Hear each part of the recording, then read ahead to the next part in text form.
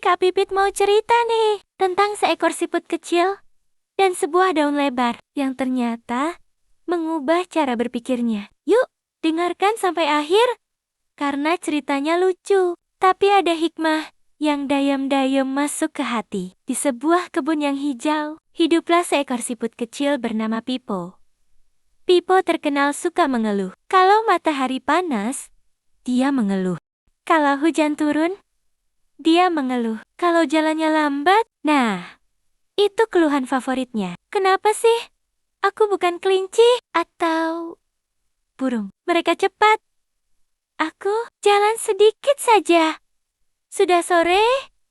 Gumam Pipo. Suatu hari, hujan besar turun sangat deras. Hewan-hewan kecil berlari mencari tempat berteduh. Semut masuk ke lubang. Belalang meloncat ke bawah batu. Kupu-kupu sembunyi di balik ranting. Sedangkan Pipo masih berjalan pelan. Aduh, pasti aku kehujanan lagi, keluhnya. Tapi saat dia hampir basah kuyup, dia menemukan sebuah daun yang sangat lebar. Daun itu besar, hijau, dan cukup untuk menutupi tubuh kecilnya. Pipo langsung berteduh di bawah daun itu. Wah, nyaman sekali, katanya sambil tersenyum. Sejak saat itu, setiap hujan turun, Pipo selalu kembali ke daun besar itu. Lama-lama, Pipo merasa daun itu adalah miliknya. Dia mulai sombong. Kalau ada kumbang ingin ikut berteduh, Pipo berkata, "Maaf, tempat penuh, padahal masih luas." Kalau ada ulat kecil datang,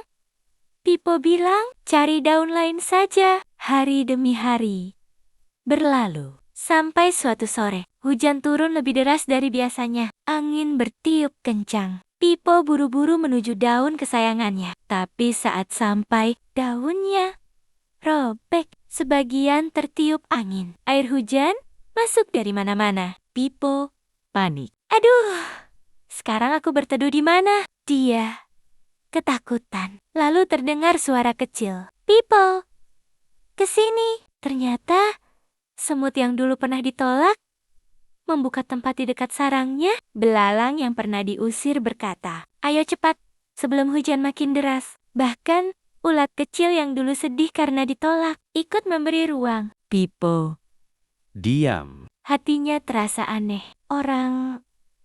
Hewan yang pernah dia tolak justru menolongnya. Setelah hujan reda, Pipo menunduk malu. "Aku minta maaf, dulu aku pelit berbagi tempat. Padahal, daun itu juga bukan milikku." Semut tersenyum. Kita semua kadang lupa kalau hal yang kita punya cuma titipan. Sejak hari itu, Pipo berubah. Saat menemukan daun lebar baru, dia tidak lagi menyimpannya sendiri. Siapapun boleh berteduh. Dan anehnya, sejak suka berbagi, Pipo merasa hidupnya jauh lebih ringan. Karena ternyata tempat paling nyaman bukan daun yang paling besar, tapi hati yang mau memberi ruang untuk orang lain. Nah, Kak Pipit mau tanya, kalau kamu punya sesuatu yang baik, makanan, mainan, ilmu, atau waktu, apakah kamu mau berbagi? Karena kadang,